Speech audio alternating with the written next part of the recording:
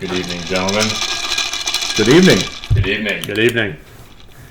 Hello. Well, you've just now listened to that ridiculous opening that I candidly recorded our conversation, which is gold and money. So, welcome to the first ever Log Talk, brought to you by Pertnear Outdoors. And we are sitting at a dinner table, which is not a log. Chairs are made out of wood, though. They are made out of wood. They come from a log. Fake wood, maybe. We're not really sure. It might be particle board. But at one point it was wood. Came off a tree and made a chair. So welcome. So here we are. This is our first podcast. We're very excited to get this started. And so I'm sitting here with my brother Jimmy. Hello. Yeah, that's your name. Squirrel's got me. Big Jim. Yeah. So Big Jim here. You can catch me at jharv89 on Instagram. That's what I normally tag everything on Pertnear. That's when I tag that. That's stuff that I've posted. So trying to separate a little bit because it gets a little confusing on there. But it does. Yes, we've got, so Pertnear Outdoors is also made up of our father Bill, who's sitting to my left. Good evening. The listener's right.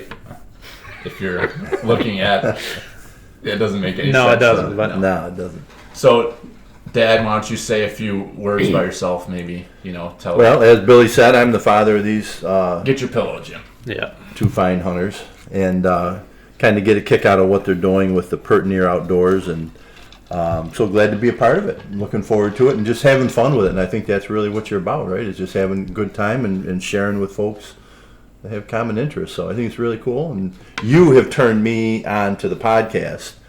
And I remember when you first tried to get me going on podcasts, and I wasn't into it. Now that's all I listen to. I don't listen to radio at all. So I really enjoyed podcasts, and I'm excited to be sitting here doing it with you. Yeah. Thank you for buying all this equipment. Oh, you're very welcome. Yeah. And we love you for your financial support. And of course, should I mention that I'm the facilitator and I have the show notes? Yes. So you are our Latvian Eagle. Yes.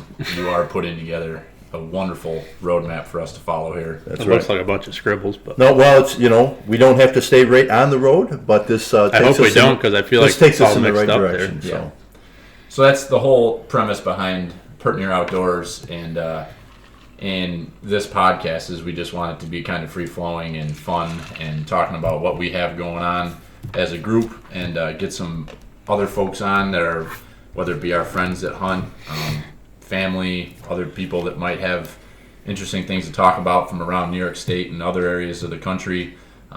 We don't really have a business plan or an idea what we want to do with this. We're just really enjoying sharing our experiences with everybody that we're interacting with on social media and around us and our friends and family here locally in New York. So it's a good time, and so we're going to kick this off and kind of maybe give a little bit of background on who we are and where we're located.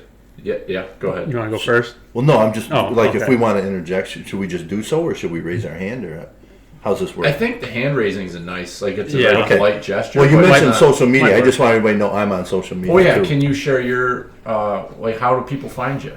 I'm on Facebook and Instagram, but I'm at B Harv 2441. That's not. No, that's not you? yours. Yeah. It's no. just All right. Harv. Well, watch Link Up with the Boys on there, and you'll see me. You'll hashtag Big Willy, and there I'll be. Great, but that's you're not Big Willy. So it's Harv 2411, and honestly, probably That's no me. one listening to this cares about any of that. Gotcha. Okay, so I'm learning. So I'm learning. Yeah, I didn't. Okay. And now, people are really smart. So, when we tag pictures of you, let's say you shoot a slammer buck this year, right? Mm-hmm. Or And we a little tag one you, like last year. Or it could be opening day, and you're like, I don't know what happened. I just shot a forkhorn that we all agreed we weren't going to Yeah, shoot. I know I do that all the time. It happens, and we love you for it. Yeah. Because then you're out of the way. I'm filling the freezer. Yep. Tags full. So. No issues with All it. right, gotcha. All right, I'm sorry. I just thought maybe I should say something No. about my social media So presence. it's very exciting that you're on social media because you bring, that older generation that is very. I'm still learning. Yeah, there's a lot to learn. It's just not natural. I didn't grow up with that. We didn't even have cell phones. You didn't. You were when I was drinking your- powdered milk and Walking uphill to school both ways. in the snow. Yeah. In July, it was crazy. Yeah, it was. It was a different day back And then. Al Gore, he invited global warming here. Oh no, Tre'Davious No, White's down. No. Son of a bitch. This is bad. All right, back to the podcast.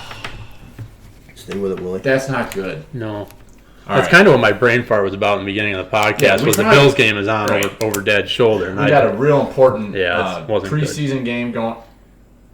Oh, his shoulder. No, That's not he's good. fine. That I wasn't hope that he's bad. all right. I thought it was his hip. Well, that was squirrel number 1. So 2 for me. we just got done He's like hurting. So we just got done ripping on Dad. So now I don't know where the hell we are. What are we talking about? Well, I mean, I brought were up gonna my get- social media presence because when I tag on Pertnear Outdoors, Right. I'm always putting J Harv 89 on there. Okay. So I just wanted everybody to understand that's Big Jim. Yeah. That's where you find So you me. got Jimmy is J Harv. You got Dad, Big Willy is Harv 2411. Myself, fairly clear, obvious. I'm B Harv 9130. And then the man And you're who's running not sitting here. the majority of the count you're running. Right. A So lot of that stuff's coming from me, but Dan Zaylor, Danny Boy, Z-Bass is what he's known as on the Instagram. So Danny's the fourth member of the team here, and he is back home in Strikersville as we are sitting at my parents' house right now in Huntington Falls. So I guess that will be kind of starting out. So we are from the Finger Lakes region. In New York, and we have a family hunting camp that's been in our family. Well, Dad and his brothers built it with his fathers. Yeah, well, that actually it was Best built. friend. Actually, it was Fathers. built. he's got 2 fathers. Well, It was built. biologically you can't, but there might have been. Yeah. They were my would've been Bob weird. was a mentor. Bob Madigan was a serious mentor. So was Jim Simpson. But Bob Madigan owned this land, and Jim and Dad and Bob got together and they built this cabin. That was early in the 70s. I remember helping clearing the all we had was hand saws and stuff, and no tractors, no bulldozers, nothing. We cleared that spot one summer, and then little by little we started building the cabin. So the cabin, it was Bob's land, Bob's cabin. Everybody chipped in together. I was a teenager, maybe 12 or 13. We started building that, and now, as you well know, Uncle Mike and I own that, and it's kind of our family camp. So a lot of history there, going back to the 70s. So, been almost 50 years there. Yep. That's Uncle Chisel, too. That's by the way. Chisel. That's Chisel. So we hope that we will get an opportunity to bring him to this world, but he is still rocking a flip phone. Yeah. One of the hardest working guys any of us know. He's a underground gas main worker, I guess. I don't know what the proper term would be. Underground utilities. Yeah. So he's a great guy, hard worker, and has done a lot for my brother and I growing up. Help us learn how to hunt and the right way to hunt. And he's done a ton of work on our property to really change the habitat there. And we joke about Uncle Mike and his habitat, Yeah, but but he is unbelievable. Obsessed. He's a Rain Man when it comes to developing habitat. So we hope to get him on here. It'll be challenging to get him. We may have to coerce him with maybe a case of Labatt. Yeah, Blue maybe or if he gets something. through a case of Labatt's, Yeah. he'd come on. I'm not sure. So that's a little bit about the three of us sitting here, and Danny, Danny's my best friend. Him and I have been very good friends for going on 8-10 years now, and so that's kind of how him and I kind of came up with this idea of starting a social media page where we could share outdoors content and outdoors lifestyles type stuff with all of our friends and family that were interested in that, and anyone else who wanted to tag along and follow. And we don't have a huge following now. We've got Well, I mean, 150, we were all 200 followers. individually posting all of our hunting stuff on the social media platform, so we were like, why not just make one page and post all of our stuff to it? So Yeah, and it's been fun to do that, and then we want to continue to grow that, and some of the feedback's been good, and folks are enjoying some of the content, and our wives have a good time picking on us in the bashing background. us, And, yeah, they love picking they're on really not supportive at all. us. No, not at all. But that's a whole nother topic, which we should probably have a podcast. We could on probably that. do a separate podcast. We on will. that. We'll Yeah. have plenty of time to do that. Yeah. So where are we going, Dad? What's our next? Well, I don't know if we've really explained what Pertnear Outdoors is. I think you talked a little bit about sharing and this, but I mean, what, where do you hope to go with it? Tell us a little bit about where you are now with Pertnear. I don't think specifically we're working towards something like a big goal or anything. I think we're just kind of going along and doing what we like to do. We're and sitting on the log, putting our toes in the water. I mean, the whole log talk thing came from the first time you brought Danny out and we did some fishing down in Naples Creek by our camp there. We did an overnight. Yeah, it's interesting. Then we went down and did some trout fishing, and we weren't catching any trout, of course, because we all sucked at trout fishing. Yeah, no idea. So me and Danny ended up sitting on a log over the middle of the river and started shooting the shit, and we were like, hey, this is log talk. Yeah. And that's kind of where our scene came from there that we created.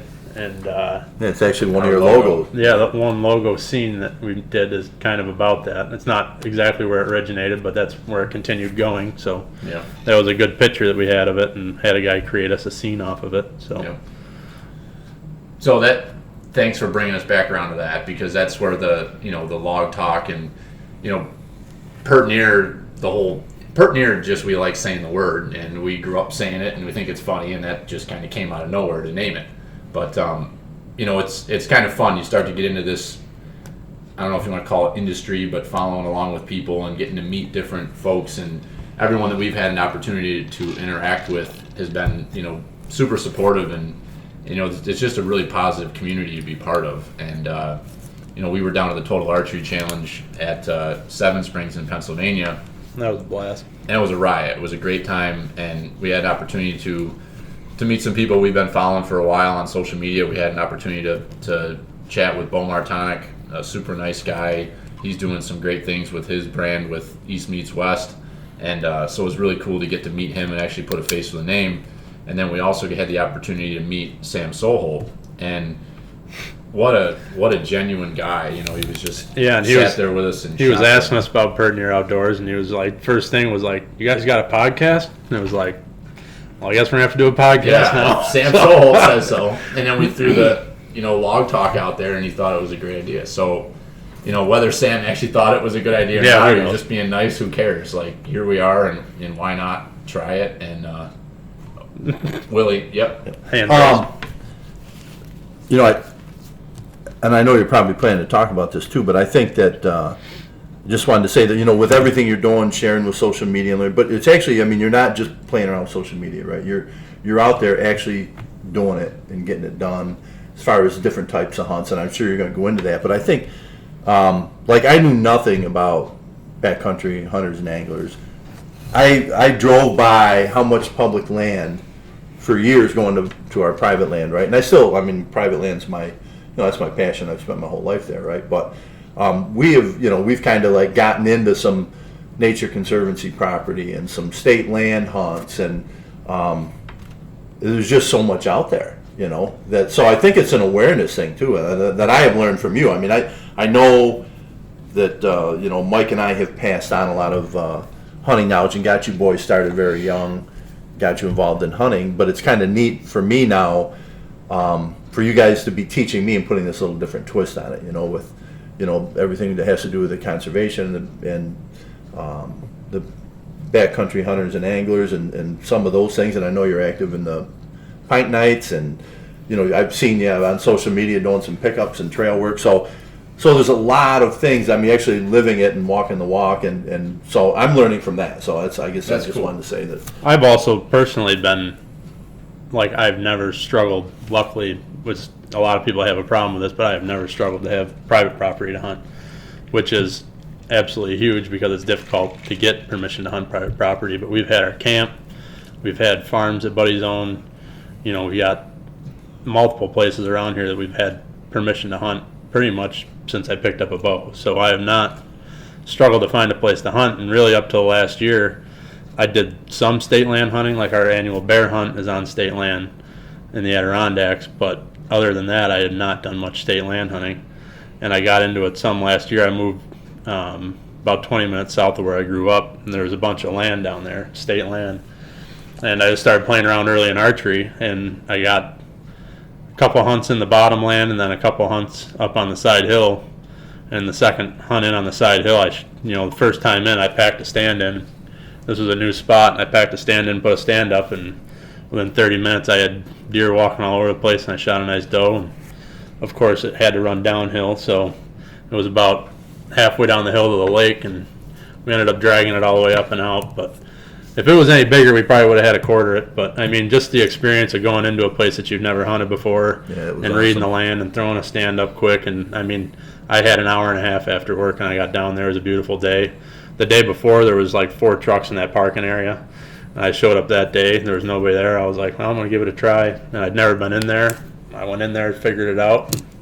I thought I figured it out. I threw a stand up. Next thing you know, I got deer moving all over the place. So it was cool to see. I went back there and did some turkey scouting and turkey hunting this year, and there's tons of animals in there. I mean, even getting in there in the spring and walking, you learned a lot about what the deer were doing. And I got to go and see where all the deer were coming from, so you kind of know where they're bedding now. And I think it's definitely going to be interesting this year to get back there. And then, like Dad said, we got in on some of the Nature Conservancy stuff last year, and now we're in with the Finger Lakes Land Trust. So it's like there's multiple things that are out there that I had no idea about until last year. I mean, obviously state land, but Nature Conservancy programs and stuff like that.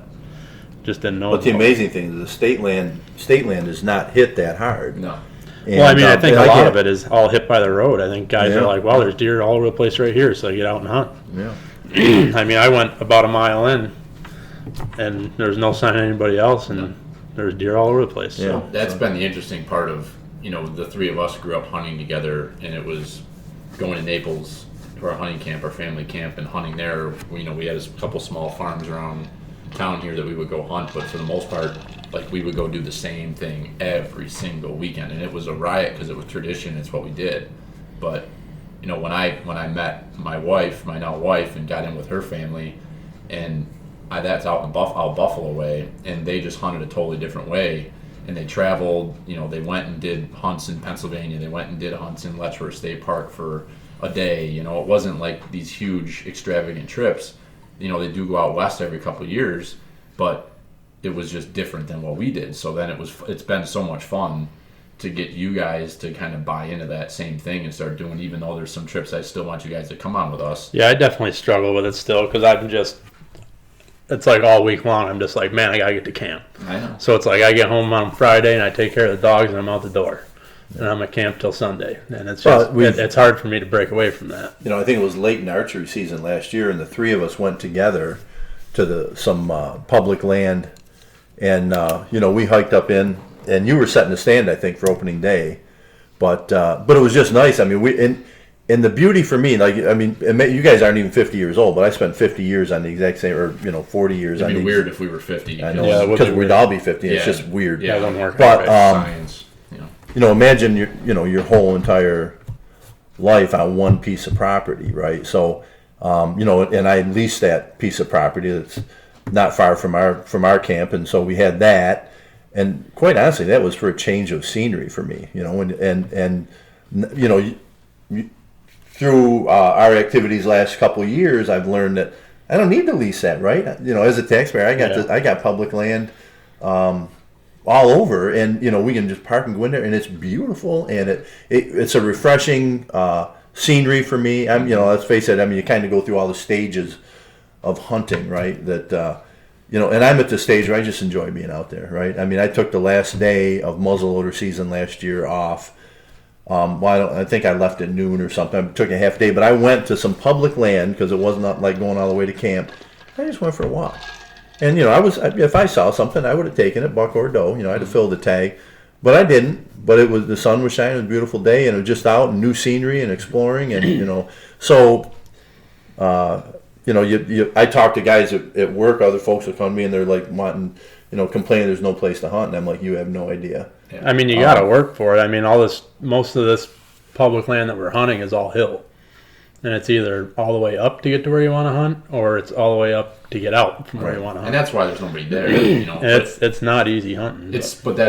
I think that's one of the other goals that we really have as a group of hunters, and having this platform is we just want to get people out there. Whether you're hunting 35, 40 days a year, or if you're hunting opening day and Thanksgiving morning, we want to encourage people to get out there. There's opportunity, understanding the benefits of buying a tag. And that's one of the things that I've learned so much just in the last couple of years of listening to all these podcasts becoming a member of Backcountry Hunters and Anglers and understanding what we do spend a lot of money on this hobby, but hunters, our money goes to supporting all this stuff in conservation. Yeah, conservation. And I'm so far from being able to speak intelligently on all that. I've listened to hours and hours of it, but that's something that most people just don't understand. 95% of people probably have no idea, and most hunters have no idea. So I think that's just trying to get people involved, show that it is a fun lifestyle. I've got a lot of friends growing up, and we'll try to get a couple of them on that have gotten into hunting, but it's like getting people that maybe are looking at what we're doing and saying, man, that looks like a riot. Like every weekend they're out, whether they're out with their wife and kids hiking or fishing, or they're up at camp doing this and that. It's like that's our lives, and it's a riot. It's a great life, and I really want to share that and encourage it with other people. And family is a huge piece of it, so it's pretty cool to sit down with the three of us, and this is our lives. Hunting it brings us all together. It's a gel for our entire family, both the three of us and all your brothers and their kids, and just brings us all together. Well, it's like with Bean Hill Meat Cutters, right? Mm-hmm. There's a group, I don't know, what's there, 13 of us or 14 of us? 14. But it's myself and my brother Mike started it. Chisel. Back in, I think we started cutting deer back in like 79 in my mother and father's garage. And we never stopped, and then we got married and we moved to Bean Hill Road, and, Mike and I were cutting there, and then, Tim started coming over, and Chris, our other brothers, and so, and then our whole life we've been, so, then we jokingly call ourselves, the Bean Hill Meat Cutters, but, now you boys are in it, and our nephews are in it, and so it's like the whole family together, and we got a couple friends that have been there the whole time, but every year, we all go our separate ways, we're living our lives, but, come deer season, it's a meat cutting night, and the whole gang comes together, and, we do our sausage Saturday, where we do like 500 pounds of venison sausage. Yeah, we wait till the end of the season, have all our burger chunked and ready to grind. Yeah. And we produce like massive amounts of sausage, and we're doing... Well, that's kind of something that we haven't even touched on is, we absolutely love hunting, and it's family tradition, but really, during the season... We're filling doe tags. We're filling the freezers. Yeah. We're trying to kill nice bucks, but in the end, it doesn't matter. No. Like we're taking whatever we feel like taking. If something walks by today, I might not shoot it. But if the same thing walks by tomorrow, I might be in a different mood and I might shoot it. We all want trophy bucks, obviously. Who doesn't, right? Yeah. But that's kind of one of the things we're trying to touch on is you don't have to go out and kill 160-inch bucks every time you go out. If you go out and shoot 40, obviously these guys that are doing this are putting a ton of time into it. Right, which is great. More power to them. Yeah, but it's not realistic for everybody. No. And it's nice to be able to just step back and see that people still just go out and shoot deer. And it's fun that whoever, I think of some of the nephews and some of you guys, right? With the first deer you brought into the garage. We're not on Bean Hill anymore, right? But we still call it Bean Hill Meat Cutters. But every deer is celebrated. Yeah. You know what I mean? Some guys will bring in that's a real dandy. It's a big, nice, mature whitetail. But more often than not, the year-and-a-half-old bucks, does, dragging does in, and we're busting each other's chops if you shoot a yearling, a mutton buck or something. But it's the fun and the celebration, right? And the meat we come away with. And if somebody has an off year and somebody else has a big year, we're sharing the meat. And so it's like in hunting season, it's not just going to the woods and doing the hunting. It's it's back here on weeknights, everybody talking about their hunts and what happened and telling the stories, right? And football games on. So it's just it really is a nice lifestyle. And Billy, I know you do the same thing with with the Kirsch family and your in-laws out there. Yeah. So it's not we're not unique in that way, right? I think more and more people are starting to process their own wild game, and I think it's a great way to do it, to have a group of guys that comes together, and maybe we'll even it would be extremely difficult to do it on your own. It's a chore. You put 8 guys, even we normally don't have a full crew, but if you put 8-10 guys in a room, you're doing a deer in a half an hour. Yeah. 45 minutes. We usually average, if everybody stays on task, right? Yeah. Which half the fun is visiting, but if everybody stays on task, we're going to deer every 45 minutes. And it's funny because we can have 2 deer, or we can have 5 deer, and it seems like they're done in the same amount of time, no matter what. It's just Everybody- whether you got a hustle or not. Everybody will be bumming because we got so many deer to do that night, but they bear down and do it, and everybody's gone by 10:30. You get one deer, and It's still everybody's gone by 10:30. So well, I think, and that's a whole other topic in itself that would definitely have to do a podcast and probably multiple podcasts on just different things. It's so interesting all the work you do to put together not just our cutting throughout the season, but the grind day. And I think that's something that a lot of people would like to do, like to learn about, because and we post that up on social media. But I mean, it's like massive quantities, and we're making all sorts of stuff. Right. So, but just hearing that it can be done and you can do it yourself, because you watch, I watch all the stuff that everybody watches, and you guys do too with on YouTube or listening to stuff on podcasts, and it's like it just seems almost too hard to do, but it's really not. And I think that's the thing. You don't have to have some top of the line grinder. You don't have to have all these stuffers and everything. Like, you can do a lot of this stuff. right.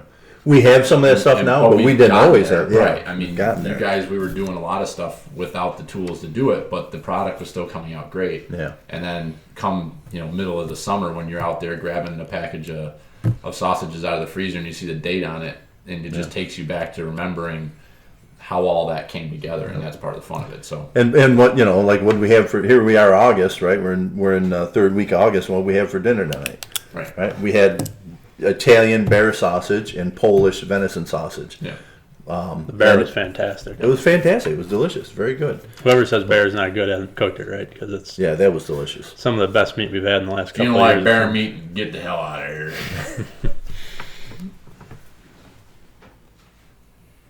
43? You got third 23?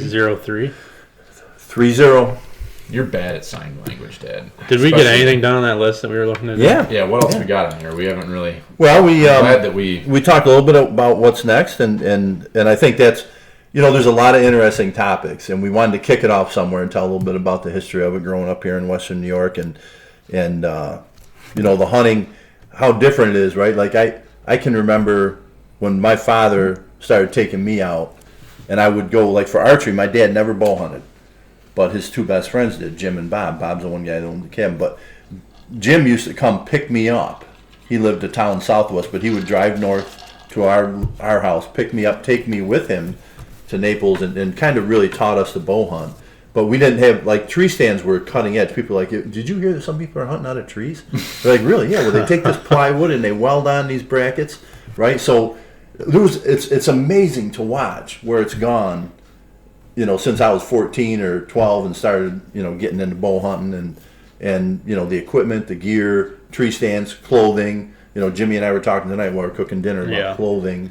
I finally reached out last year and bought First Light, because I don't know, I've always bought camo and just tried to go somewhat inexpensive, and I had to try it last year, and I would never go back. Yeah. The merino wool is just, I bought some undergarments and then But you see, bought guys, the catalyst system, and I mean, I wore that pretty much the entire season, and it's But a just- light, it's a light amazing. covering. But the garments and all the stuff. So it's kind of neat to see where it has come, and it's going to be just as interesting to see where it goes and what you guys do and what your life in this is like as you raise 'Cause it's your changed so kids much, and yeah. right, and someday when you're We have my age cameras and- sending yeah, pictures to our phones at Unbelievable. 5 a.m. in the morning. It's crazy.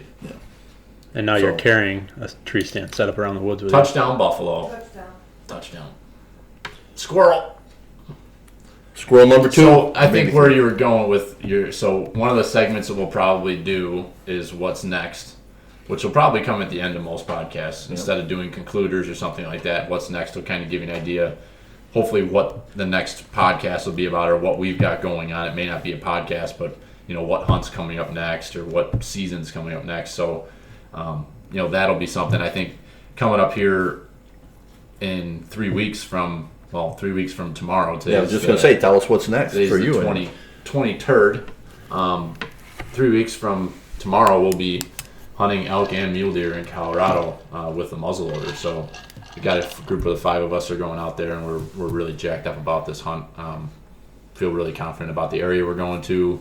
It was a really wet, snowy winter, so there's a lot of good lush grass up on the high country, and we were out on vacation at the beginning of August, and the elk were right in the same place where they've been the last 2 years. So super excited that we're gonna get out there and get after them. So also with that, what's next is I'd like to do a podcast, and I've been talking with Uncle Chris and his buddy Brian, and they're headed out, and Uncle Chris is going on his first elk hunt, and which is pretty cool. He seemed pretty motivated, and his buddy Brian was he was planning on a hunt this year, but he was so jacked up last year after the hunt that I had the previous fall going out with the guys for mule deer, that he just went on a whim and went out west and went to Colorado with his bow, just on a whim, literally, and had a successful hunt. So I'm gonna try to do a podcast with those guys